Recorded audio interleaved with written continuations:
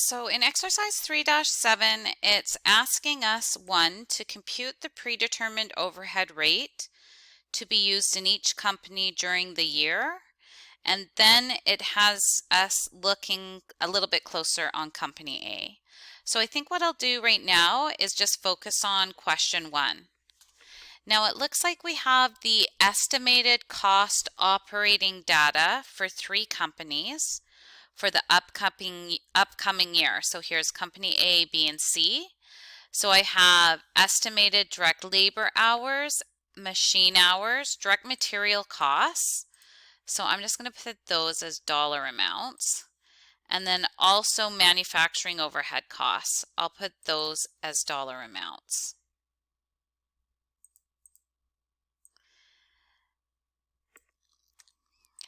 And it tells me that predetermined overhead rates are computed using the following basis in the 3 companies. So A is direct labor hours, B is machine hours, and C is direct material costs. Okay, so what I'm going to do is compute the predetermined overhead rate to be used in each company during the upcoming year. Okay, so I'll focus on A right now.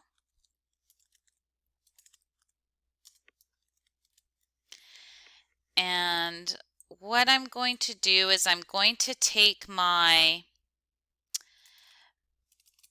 estimated manufacturing overhead cost, and that is $548,000. And I'll just put this as a dollar amount just to remind you that that's dollars on the top. And then I'm going to divide that by my, it says right here, estimated direct labor hours.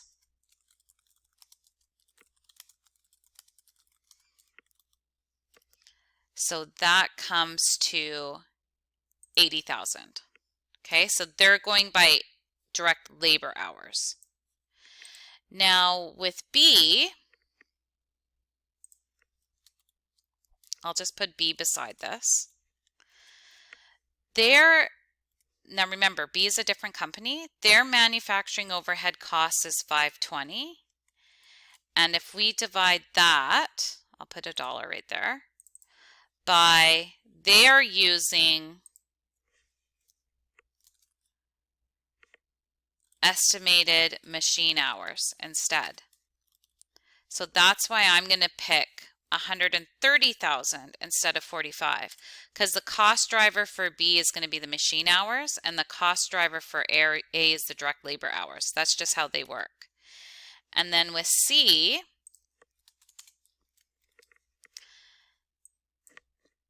let's make this look pretty and just go like that.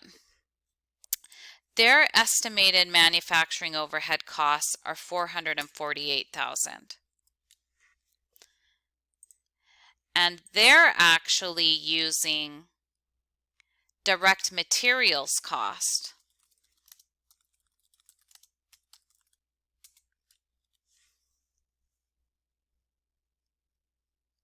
Okay. As their bottom number. So then that one is 320,000.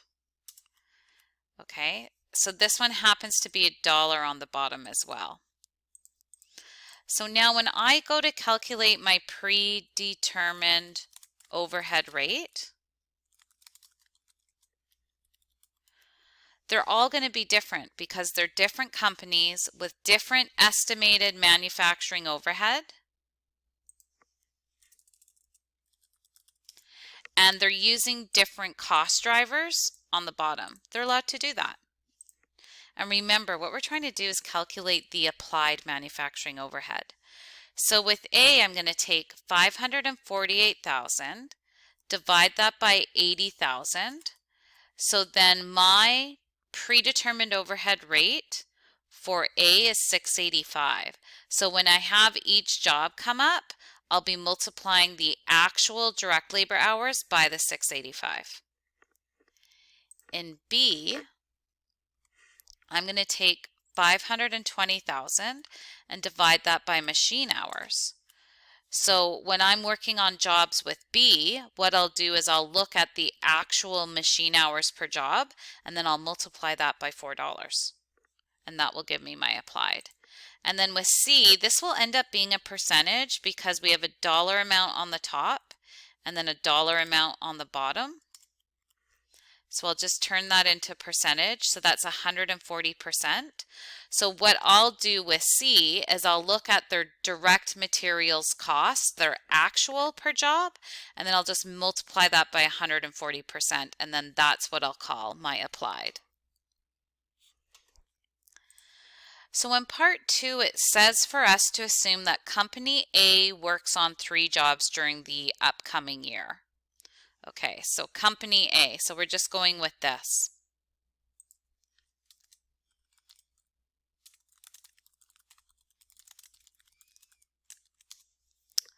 So for job 418, it was 16,000 hours.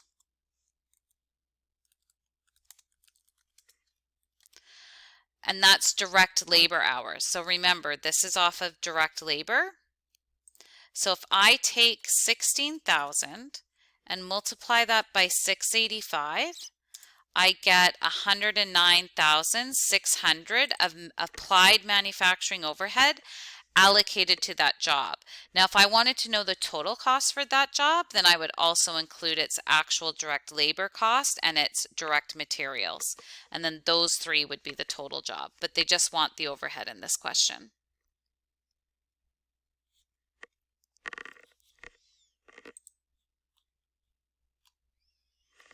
Okay, then I'll take a look at job 419, and the direct labor hours for that job was 24,000. Seems like a lot. Okay, so then what I'll do is I'll take 24,000 and then multiply that by 685. And that gives me 164,400.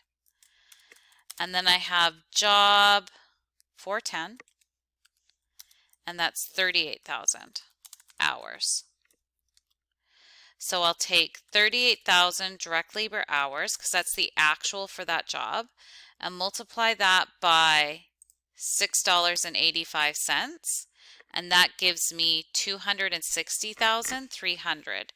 So then if I add all of those up,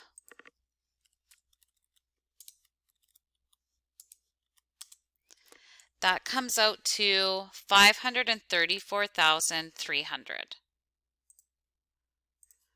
Okay, so that's applied. Now it says if actual overhead costs total 335 for the year, will overhead be under or over applied? So let's do a visual on this. I'm going to make a T account. Okay, and I'll show you how I made those T accounts. So what I'm going to do is I'm going to highlight 2 of my cells, and I'm going to go Format Cells. I'll go to the border, and I want it to be a thicker line. So I'm going to click thick there, and I just like making my T accounts in red for some reason. So I'll go like that. So that does the T account across, and then if I want to go down, I'll do the same thing. I'll just go Format Cells. I want a thick line here, and it still remembered my style from the last one, and then I'll just go okay. There, and we'll call this manufacturing overhead.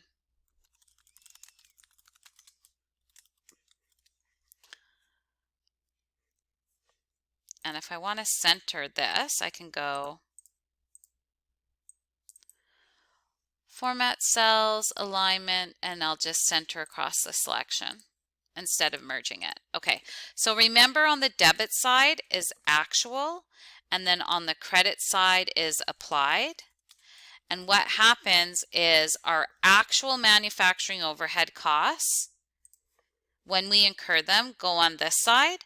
But when I work on jobs, I'm taking these costs and then I'm moving them over to work in process.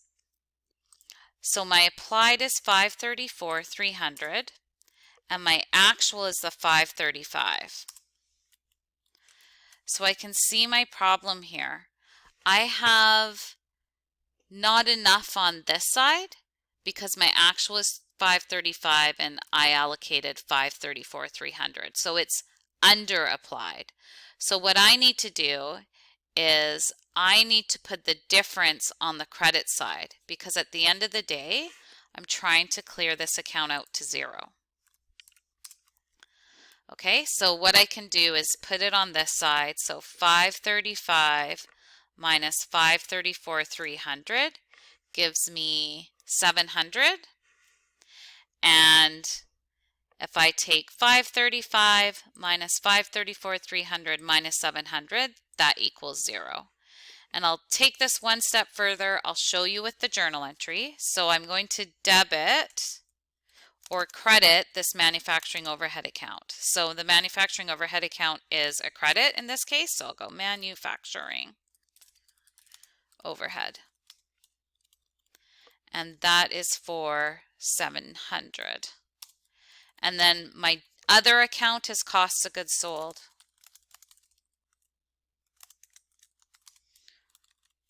For 700.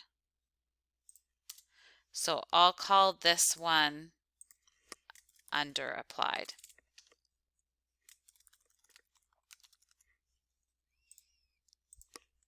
Okay. So another way of thinking about it is going like this.